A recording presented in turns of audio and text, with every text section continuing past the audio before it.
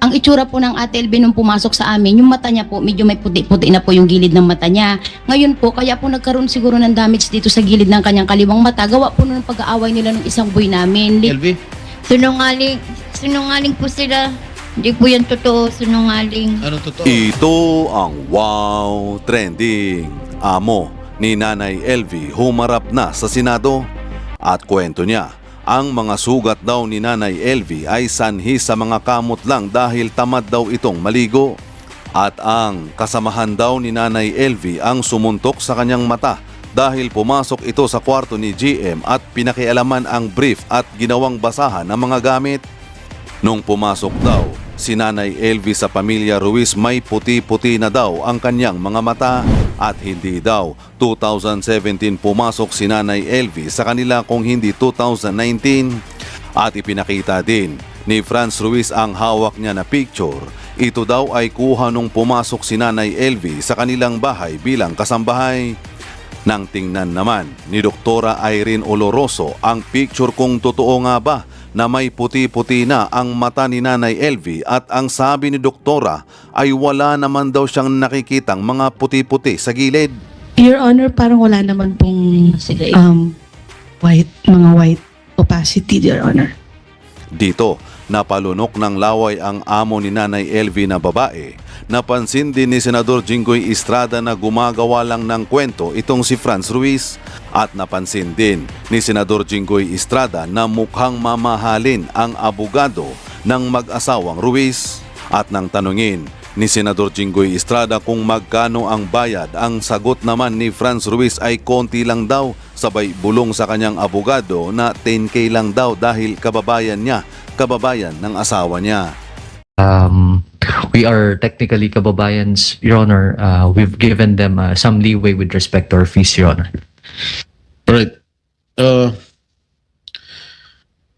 Ginang Franz, harap mo ngayon si Aling LV. Sinaktan mo ba siya o hindi? Pwede ba tanggalin mo yung face mask mo?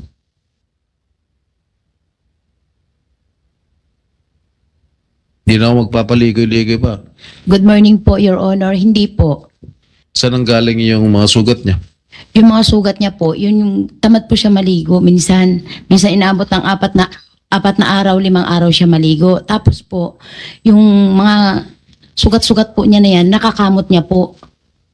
Ibig mo sabihin, yung pagkabulag niya, nung nakita niyo sa x-ray, yung kanyang bungo, na deformed na yung kanyang ilong, dahil sa pangkamot, dahil sa pangangamot niya?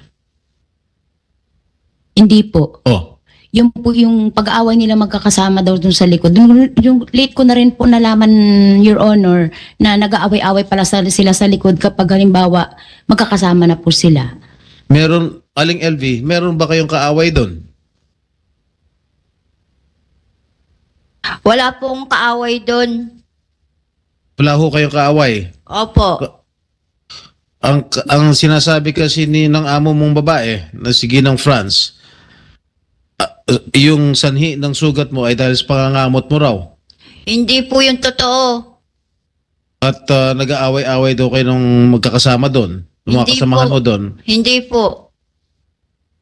Your Honor, yung po yung at LB, alam mo yon nung ginamit mo yung gamit ni GM at saka pinasok mo sa kwarto kaya sinuntok niya yung gilid ng kaliwang mata mo. Alin? Diga at LB, alam mo po yon. You address the chair, okay? Opo, ay, Alam na po yun. Hindi po yung totoo. Ikinakaila ni Aling LV yung sinasabi mo, Franz. Ginang Franz. totoo po, Your Honor, na yung kasamahan niya po ang nagsuntok sa kanya ng kanyang mata na kaliwang mata niya. Gawa po ng pinakalaman niya yung brief ng kasamahan niya, tapos ginamit niya po yung mga gamit niya at saka ginawang basahan yung mga damit. Tapos, Your Honor, sabi nung boy namin na isa na yun, pinasok niya daw po siya sa kwarto. Wala din po kami alam, Your Honor, kasi po, gabi na po yun, nakasara na po kami, doon po kami sa kabilang kwarto nakatira. Sila po, magkakasama, 3 kwarto po. Paano siya nabulag? Nung pumasok po sa amin ng Ate LB, 2019, August 10, 2019, birthday po ng kapatid ko, pumunta sa amin ng Ate LV. Tapos po, nung August 11, nagsabi po sa akin ng Ate LV, pwede ka akong pumasok, sabi ng ganun, kasi wala akong matuluyan. Dahil sabi niya ng ganun, sa amin, hindi ako pinapakain hanggat hindi ako nagtitinda ng buko juice. Bakit ka ako wala kang pamilya? Sabi sa akin, sabi niya po sa akin. Di sabi ko po sa Ate LV, sige Ate LV, kung halimbawa wala kang mauwian, ikaw, sabi ko, pero subukan ko muna kung saan ka marunong, kako po. Tapos Your Ang Honor, tinatanong ko, Ginang Franz, paano siya nabulag? Huwag ka na magpaligoy-ligoy pa, sagutin mo lang akong nung diretsyo. pagpasok niya po sa amin, medyo may puti na po yung gilid ng kanyang mata. May mga gilid na po yung mata. Pagpasok, nakita niyo yung picture niya? Yung nung bagong pasok siya? Nung may clip yung buhok ni Aling LV? Your Honor, hindi naman po yan ang itsura ng Ate LV nung pumasok sa amin, Your Honor. Can we show that again, technical? Ayan. Buong-buo ang mata. Your Honor, ito po ang picture ng Ate LV nung pumasok sa amin. Hindi. Aling LV, ay, hindi niya makikita pala yan. Pwede natin tanongin, nung pumasok ka noong 2017, nakakita ka pa, dalawang mata? Opo, malinaw na malinaw po ang mata ko. So, kailan ka nabulag yung kaliwa? Yung kaliwa ko po dahil sa kanila, sa pagsusuntok po nila. Yung kanang mata, kailan nabulag? Nauna yung kaliwa, tapos sunod yung kanan? Opo. Kasi ang sinasabi ni Mrs. Garcia Ruiz, Franz Garcia Ruiz, medyo maputi-puti na raw yung mata mo nung pumasok ka sa kanila. Hindi po totoo yun. So nakakita ka pa noon. Opo. Ano yung litrato pinapakita mo? Your Honor, pumasok po kasi ang Ate LV po sa amin, hindi 2017. 2019 po, August 11, 2019. Oh. Ito po ang itsura ng Ate LV nung pumasok po sa amin, Your Honor. Kailan siya pumasok sa kanila? 2017. 2017. Oh. At Your Honor, ang 2017 po nasa barangay 6 kami, ang 2019 po nasa barangay 7 po kami. Pero kanina, sinabi ni Ma'am Lisa na nakita raw niya, yung litratong ito, yun daw unang pagkikita nila ni Manang LB. Siguro maayos pa, nakakita pa. Opo, Sinabi ni Ma'am Lisa under oath kanina. opo. Ibig sabihin na opo. Ang itsura po ng Ate LV nung pumasok sa amin, yung mata niya po, medyo may puti-puti na po yung gilid ng mata niya. Ngayon po, kaya po nagkaroon siguro ng damage dito sa gilid ng kanyang kaliwang mata. Gawa po nung pag-aaway nila nung isang boy namin. Late ko na rin din po nalaman na ganun nga po. Pero nakita ko nung pinag-usap po silang dalawa, ba't ka ako may ganyan ka, Ate LV? Nag-away po kami, sinuntok po ako ni GM, sabi niya po. Gano'n raw siya kadalas suntukin ni JM? Hindi ko naman po sila, Your Honor, nababantayan kasi doon lang po ako sa unahan na nagtitinda. Assuming totoo yung sinasabi mo, o anong ginawa mo bilang amo? Pinagharap ko po silang dalawa, bakit mukha ko sinuntok ang Ate LV? Sabi niya po, paano ate? Ginamit niya lahat ng gamit ko. Pag uwi ko dito, lahat ng damit ko ginawa niyang basahan. Sabi, hindi lang po yan ate, hindi lang ako nagsasabi sa inyo, pinapasok niya rin ako sa kwarto. Tinadyakan ko pa nga yan, pinasok ako sa kwarto. Ba't ngayon ko lang kako nalalaman yan? Ano Ate LV, ang masasabi mo dyan? Ay sorry GM, sabi niya, hindi ko na ulitin. O ikaw, ano naman ang ginapat ginanon mo naman sinuntok? Sabi ko po, Your Honor, dapat hindi mo ako sinaktan ng Ate LV. Sabi ko po, Ate LV, sorry. Naghingi po siya ng sorry sa Ate LV. Narinig mo yun, Aling LV? Sinungaling po sila. Hindi po yan totoo, sinungaling. Anong totoo? Totoo po, sinusuntok po ako. Ni JM? Opo. Pati si JM? Opo. Pati si JM? Teka muna, Ate po yan si Ate Franz. Teka muna, sa Senator Estrada. Ano ba ang sinasabi mo kaya? JM o GM? May GM ba? General Manager o yung JM? Ano ba yun? Si GM po yung boy namin yun. JM, yung boy. Sinuntok ka rin? Opo, parehas po sila ng amo kong babae. Bakit ka sinusuntok ng JM? Utos po ng amo ko. Your Honor, hindi po totoo yun. Kasi si GM po, may gusto po siya kay GM. Sa katunayan nga po, pati yung bubong po namin, sinunog ng Ate LV dahil nagsisilo siya doon sa isang tindira po namin. Alam mo, Aling Franz, sana huwag ka nang gumawa ng kwento. Gumagawa ka lang yata. Your Honor, yun po yung totoo. Hindi po ako pwede magsinungaling sa inyo. Kung Ibig gusto mo niyo, sabihin yung kanyang itsura ngayon, bulag, nakita mo naman yung kanyang x-ray o MRI, na talagang maraming na-deform sa kanyang katawan o sa kanyang muka, magagawa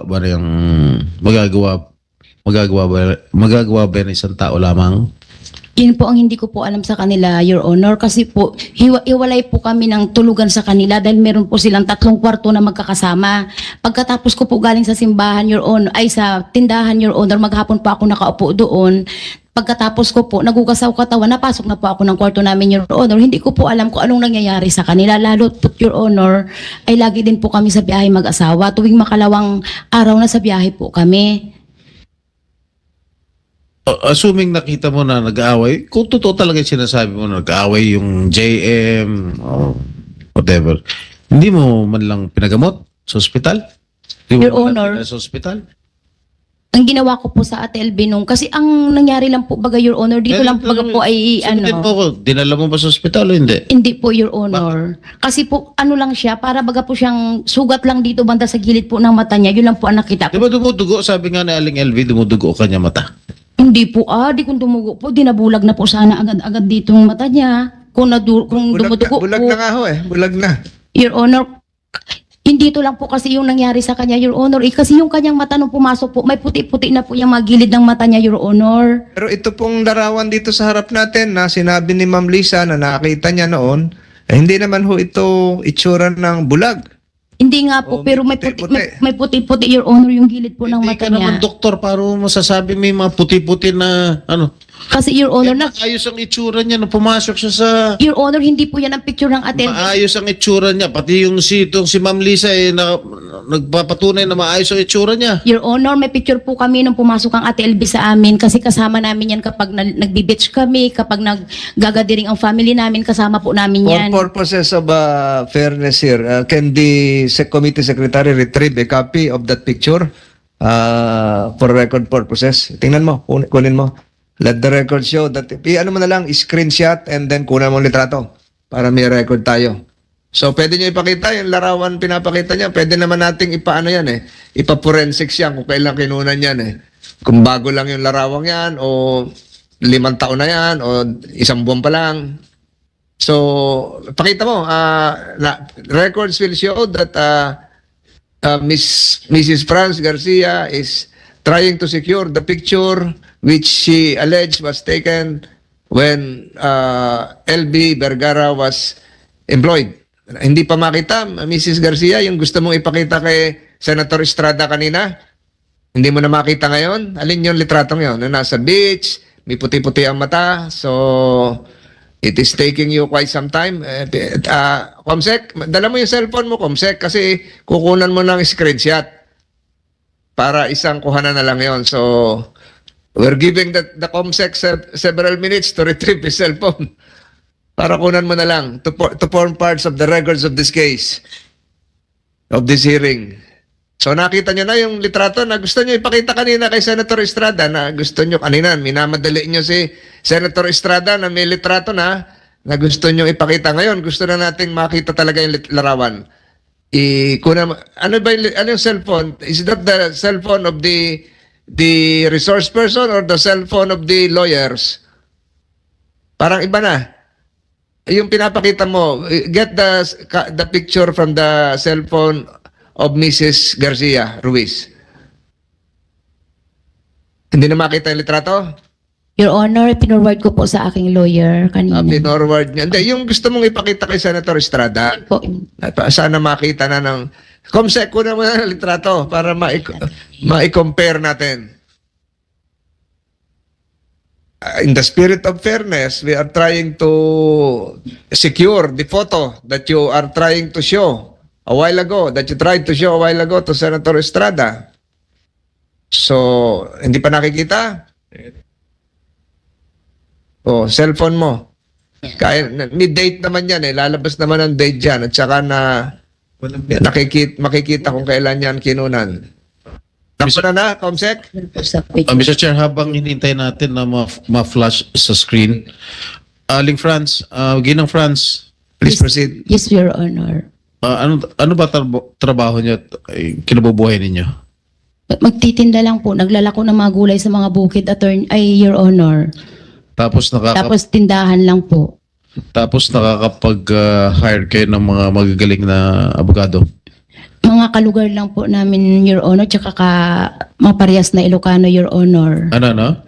Mga kalugar lang po namin dahil parehas kaming mga Ilocano, Your Honor. Nakita lang po namin na may pina-refer sa amin si attorney. Tinignan namin, namili po kami. Ngayon, pinili po namin yung mga Ilocano po na katulad namin. Talaga lang ha? At random, namili lang kayo ng mga abogado na kababayan mo? Opo. Oh, hindi naman yata kapanipaniwala yung sinasabi mo. Unless merong nag-i-sponsor sa inyo, nagbibigay siya ng abogado. Wala May po, kaya. wala po, Your Honor. Dahil sa itsura nitong mga abogado mo, mukhang magagaling. At mahal ang mga serbisyo nito mga ito. Pagkababayan Eh naman. kung talagang ang hanap buhay nyo lang ay nagtitinda Opo. ng isang tindahan sa probinsya, I don't think, hindi naman sa minamaliit ko kayo. Paano kayo naka-afford na bayaran itong mga lawyers na ito? Your Honor, maliit lang po ang singil nila sa amin kasi kalugar po ng aking asawa. Kalugar po sila. Kano? Magkano? Konti lang po. Magkano nga? Eh kung talagang alam niya yung kalagayan ninyo, sitwasyon ninyo sa buhay ninyo, di dapat pro bono yan. Opo, konti lang po. Magkano nga yung konti? 100,000? 200,000? 10,000 lang po ang binibigay namin. Pinulungan ka na kasi ng abogado mo eh. Hindi po. Yun po ang totoo. Okay. Ito yung ano? Aling Tasing. Yan ba yung mukha ni Aling LV? Ha? Kamukha po. Kamukha. Opo. Hindi siya yan. Titigan mo maigi. Siya po yan, siya po. Kailan kinunan tong picture? Siya yan. Wala naman pong bulak siya. Walang bulag. Hindi. Kailan tong picture na ito? Yung picture na yan, Your Honor, is February 4, 2020. Birthday po ng nanay namin, 60 years old ng nanay namin, sa San Jose po yan. 2020. Maayos na maayos sa itsura. Opo. Ha? Ano yung sinasabi mong puti sa mata? Nasa, Ang gilid po ng kanyang mata, Your Saan? Honor. Meron ba? Meron po yan sa gilid po. Mamuti-muti sa gilid ng mata. Meron po yan. Dok, ano sanhin ng puti-puti? Dok? Doktora? Your Honor, pwede ko po makita yung picture. Oh. Kasi, hindi po, pwede ko po Hindi, yung mismo, the actual. para po Siguro Comsec para. Meron ba? I don't think that's quite significant dito sa picture. Pakita mo kay doktora.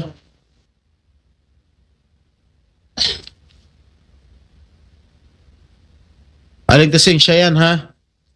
Siya yung kapatid mo, si Aling LV. wala na. Your Honor, parang wala naman pong Sila mga white opacity, Your Honor. Ano yung sinasabi mong white, Franz? Mismo yung doktora nagsasabi, wala naman ng kagalos-galos. Oh, linis-linis. Your Honor, yun dito po sa gilid ng ganito niya, may mga maliliit na pong puti-puti, Your Honor. Pwede may close-up, doktora, yung picture. Nakita ko na po, Your Honor. Wala naman po, Your Honor. Hindi ko naman po nakakita yung white. Your Honor, dadalahin ko na lang po yung original niyan. Although, Your Honor, of course, I cannot really say about the white opacity na sinasabi niya because it's better po na yung description ko po kasi ng white opacity is through a slit lamp. Although, ngayon po kasi, Your Honor, grossly, kita po talaga yung white opacity ngayon because of the injury. But yung sinasabi niya po kasing puti-puti, maybe po baka ibang whitish opacity yon, baka arcosinilis, na normal. Baka lang po arcosinilis. Usually po parang may white ring, no? Yung bilog ng mata natin na black, usually may white ring siya sa side, no? As in literal po na white, no? Usually naman po because of increased cholesterol po sa pasyente, but it's not from the injury po, Your Honor. If yun po yung nakikita niya. Okay. Aling Franz, Ginang Franz, tukol sa sweldo. Ayon kay Aling LV, hindi mo raw siya pinapasweldo. Your Honor, pinapasweldo ko po ang Ate LB. Mula nung pumasok sa akin ng 2019, nung pumasok isang araw sa tindahan po sa loob ng palengke, kasi isang araw po, Magkano sweldo mo sa kanya sa isang buwan? sa isang buwan po, nung pagkatapos ng isang araw, bali, start po ng August 12 po yun, 5,000 po ang monthly. Kasi po pandemic po yun, Your Honor. Ano? Pandemic po kasi yun, Your Honor. Ano? Pandemic. Pandemic? Opo. 5,000. Opo. Yan, kailan? 2019 po, Your Honor. Kasi 2019 po nagsimula ang Ate LB sa akin na masukan, Your Honor. Hindi po 2017 eh. Pandemic po natin nagsimula Marso 20, 2020. Opo. Opo. So kung 2019, wala pa akong pandemic na. Opo, papasok na po ng pandemic yun. Yung time na mahina na po ang bintahan nung time na yun. Ang pandemic natin ay March 2020. Sa amin po ay March 14 yata nangyari yung sa amin nun. Tapos, hindi, wala pa yung Wuhan. Itong mga doktor naririnig, hindi pa natin naririnig yung Wuhan noon. Nung 2019. Di ba? Wala pa noon yung Wuhan. Kaya hindi pa pwedeng sabihin na noong August 2019 ay may COVID na. Wala pa ho. Parang nag-start po parang December. Pero nang minare-report na, Na po namin. naririnig na. Pero nung diniklara ng World Health Organization, hindi po ako doktor, 2020 na. 2020 na po. Oo. Yes po So yun. wala pa Ma'am Franz, wala pa hong COVID noong August 2019. Wala pa ho noon. Teka, Mr. Chair, Aling LV, pumasok kayo 2017. Tama ba yun? Opo, totoo po yun. 2017, August 7. Doon sa pamamahay nila France. Opo. Tapos, ang sinasabi nitong amo mong babae, na 2019 kayo nag-umpisa magtrabaho. Ano po? Hindi po. Totoo. August 7 po. Ano naging trabaho niyo sa kanila? Yung pong sabi niya po, doon na lang daw muna po ako sa kusina, pagluluto muna daw po. 2017. Opo.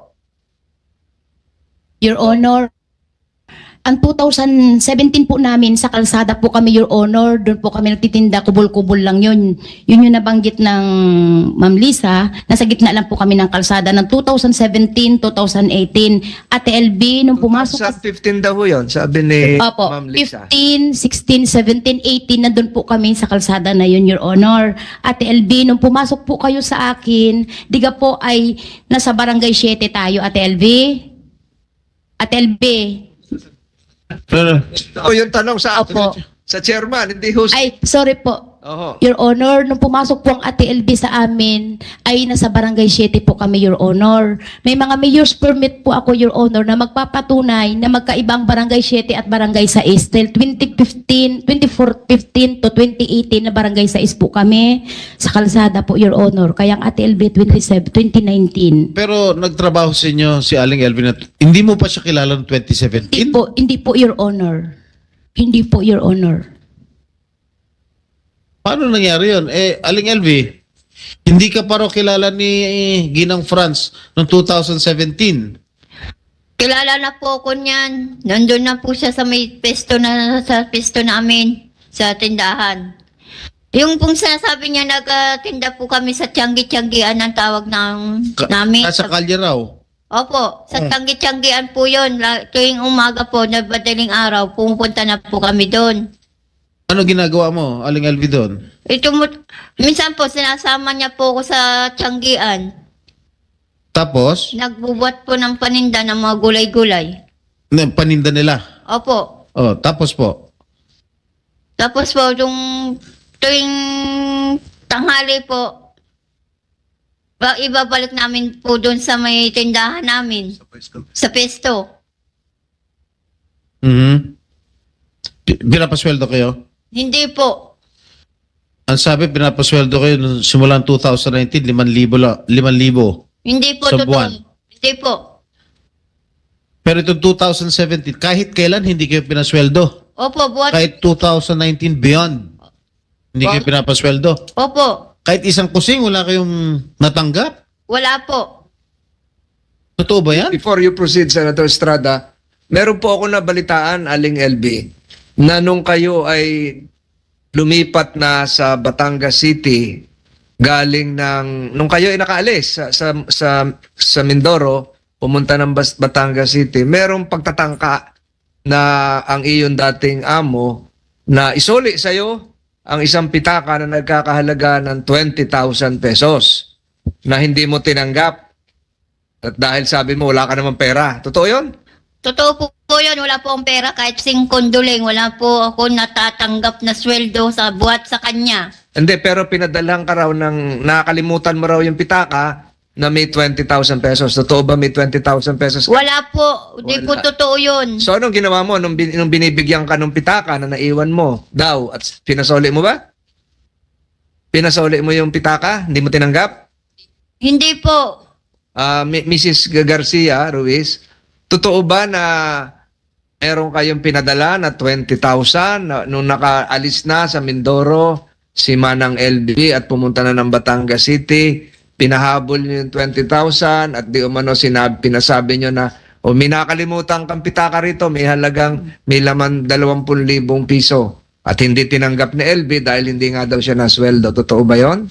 Your Honor, nung ibinalik na po si Ate LB sa kanila, sabi ko sa Mr., dalhin mo na rin yung gamit ng Ate LB, total na sa pamilya niya. Kasi po, Your Honor, may tira pa pong sahod ang Ate LB sa akin na 20,000.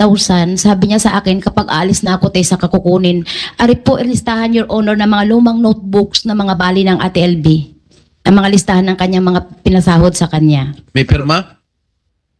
Listahan po ng mga kasama niya kasi Your Honor, hindi baga po ako ang naglilista ng mga kasamahan nila ng mga nagabali, yung kasamahan din po nila. So, teka, balikan ko with the permission of Senator Estrada. Balikan ko. So, totoo na nagpadala ka, nagpahabol kayo ng pitaka na may lamang 20,000 pesos. Tapos mga damit niya po, Your Honor, na naiwan sa amin. Ay, sa 20,000 pesos. Opo, Your Honor. So, pinasoli sa'yo, hindi? Hindi po ipinaharap ng pamilya niya si Ate LB. Ang sabi daw po, nandun siya sa isang kapatid. Yun ang sabi. Kasi, tapos ang sabi daw po, sa kanya nakuni, isa ka na yan, sabi daw po ng ganun. Hindi siya pinakita sa amin. Nasaan na yung pitaka? Daladala mo ba dito, yung pitaka? Wala po, Your Honor. Nasaan na yung pitaka? Nandun po sa bahay, kasama ng mga gamit niya. Nasa Mindoro po. So, nasa inyo? Opo, sa Mindoro. Nandun din yung 20,000?